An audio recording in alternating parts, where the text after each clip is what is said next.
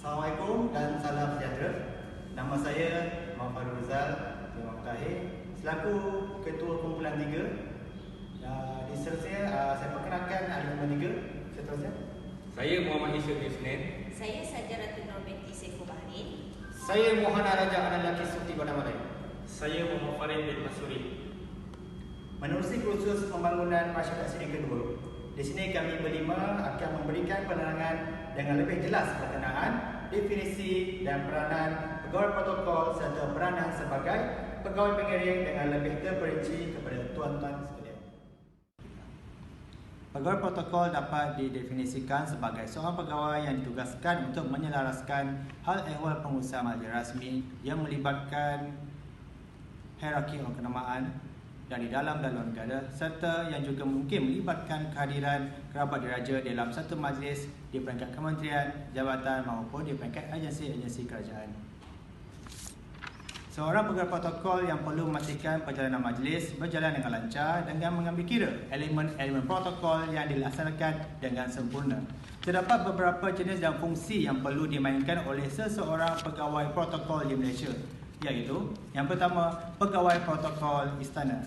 Mereka bertanggungjawab pada semua amalan protokol yang terlibat dalam majlis yang dianjurkan oleh pihak istana ataupun yang melibatkan kehadiran kerabat diraja ke satu-satu majlis.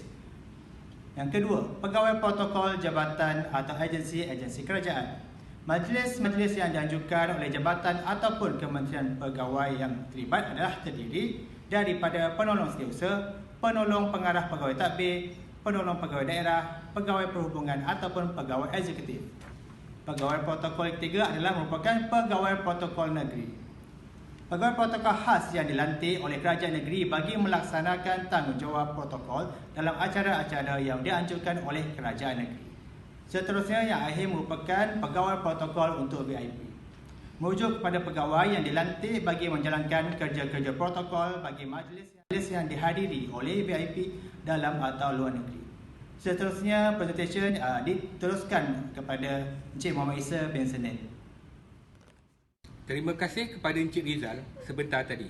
Untuk pengetahuan tuan-tuan, pegawai protokol perlu menyediakan senarai semak supaya suatu majlis yang direncanakan berlangsung dengan lancar dan minimumkan sebarang kecacatan yang timbul semasa majlis dijalankan. Contoh senarai semak yang perlu dipandang serius adalah seperti berikut. 1. Senarai tetamu. Yang kedua, kad jemputan. Yang ketiga, aturan tiba dan balik. Yang keempat, buku program. Yang kelima, teks pengacara majlis. Yang keenam, bedrock. Yang ketujuh, raptai. Yang ke-8, gimik perasmian. Yang ke-9, bilik menunggu. Yang ke-10, sidang akbar dan cenderamata. Kepada Encik Isa di atas penerangan tadi, seterusnya saya akan menjelaskan mengenai fungsi dan peranan pegawai pengiring. Yang pertama, seseorang pegawai pengiring dipertanggungjawabkan untuk melayan dan mengiringi tetamu dari mula sehingga selesai majlis. Ditugaskan seorang pengiring bagi setiap seorang tetamu. Pegawai pengiring berperanan untuk membantu tetamu dari bermulanya majlis hingga ke akhir program. Bantuan rasmi seperti urusan pelepasan, penginapan, persidangan, mesyuarat, makan, sidang akhbar dan lain-lain. Sentiasa peka dengan maklumat-maklumat terkini. Sentiasa berada dalam keadaan mode standby dan on call. Sekiranya berlaku pembatalan dan kelewatan, VIP perlu memaklumkan kepada pihak pengurusan. Seterusnya, saya menyerahkan penerangan seterusnya kepada Encik Mohan. Sebelum ini kita dah dengar fungsi dan peranan seorang pegawai pengiring.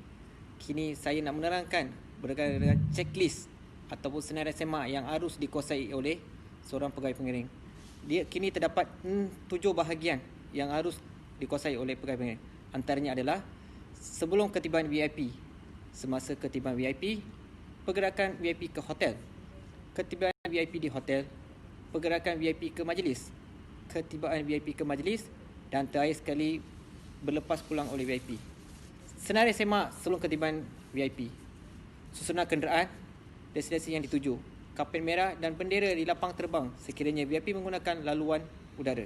Kawalan kehormatan utama, static guard, refreshment bilik khas untuk VIP. Kenal pasti counterpart dan menteri pengiring, pegawai kanan jabatan yang akan diikuti.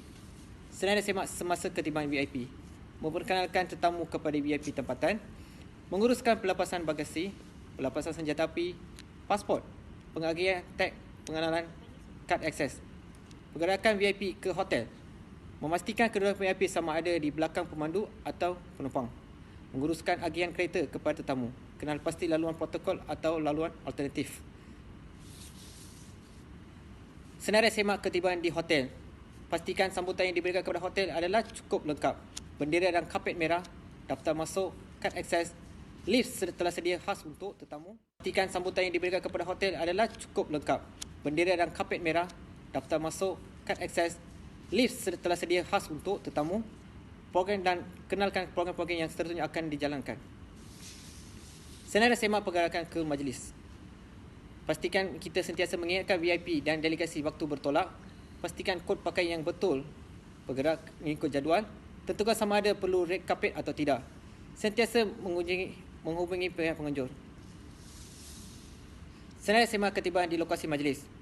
Kita harus memperkenalkan kepada hos pengacara majlis sesiapa tetamu akan hadir. Memastikan tetamu dah tanda tangan buku pelawat. Mengiringi tetamu sehingga ke tempat duduk. Senarai semak berlepas pulang. Pastikan VIP berada di bilik menunggu disediakan. Kapet merah dan bendera telah disediakan sebelum dia berangkat pulang. Lambaian tangan terhadap tetamu oleh AJK pengajar majlis semasa tetamu berlalu meninggalkan majlis. Sebagai kesimpulannya, etika protokol dan sosial di dalam majlis merupakan suatu yang sangat penting untuk diketahui oleh semua lapisan masyarakat. Ini kerana ia melibatkan tata susila dan sasiah individu ketika menampilkan diri kepada khalayak ramai di samping menunjukkan imej sesuatu masyarakat. Sekian daripada kami, semoga apa yang disampaikan dapat memberi manfaat kepada semua. Saya akhiri pembentangan tugas saya ini dengan ucapan wabillahi taufiq wa hidayah. Wassalamualaikum warahmatullahi wabarakatuh.